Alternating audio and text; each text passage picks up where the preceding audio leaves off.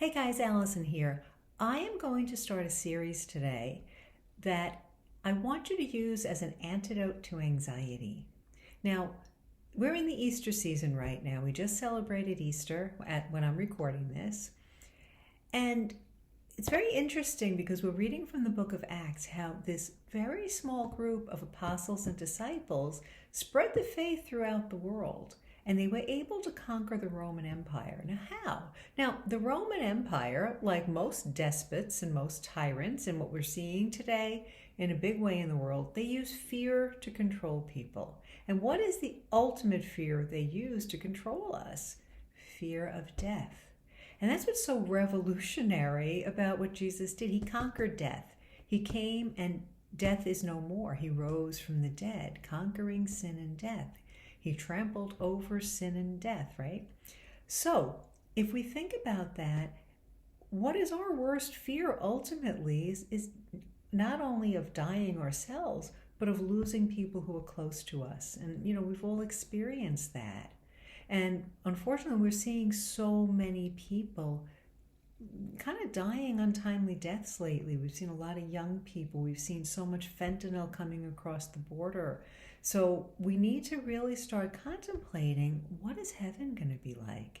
And that's my suggestion. 5 minutes a day on heaven, thinking about some aspect of heaven. So what I'm going to do is going to offer you some of my reflections and some ideas. And what I'd love for you to do is to post some comments below, maybe, how you feel about it, or maybe another aspect that you think about in terms of heaven.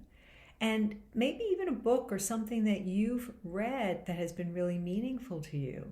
Because I think if we can conquer that fear of death, now, of course, there's always going to be that natural fear. We fear the dying process. We fear losing our souls, and we should. We've got to be careful about, being in a state of grace. But I think that if we can really think about why Jesus came, it was to conquer sin and death, to set us free. Now, to set us free from what? Free from sin and free from the fear of death. Because fear is a tremendous slavery. And so many people right now are experiencing tremendous anxiety. And it is a slavery. And anybody who has suffered with obsessive compulsive disorder, it can be torture. So I think we need to really say, okay, I want to conquer my fears. So let's go right to the end of the story. What is the biggest fear? The fear of death. And contemplate what heaven's going to be like, all right? That there's going to be no more grief. There's going to be no more death. That Jesus, even to the good thief, who at the very last moment turned to Jesus and said, remember me when you come into your kingdom. And he said, this very day you'll be with me in paradise. Now, that is powerful. Now, I remember when I was in 3rd grade in catechism class, I didn't learn very much about my faith, unfortunately, in catechism. I didn't learn the rosary. I didn't learn the act of contrition. I was right after Vatican II, and everything was kind of like crazy. But I had a teacher, Mrs. Reardon, God bless her, that told us that if at the last moment you call out to Jesus, he will save you. And that was so powerful to me. So I think that if we spend 5 minutes a day thinking about heaven, thinking about how Christ conquered death, and he conquered the power of the Roman Empire, that the martyrs were not afraid to die because they knew there was something after this. So they went singing to their deaths. And this was really, this really destroyed the Roman Empire.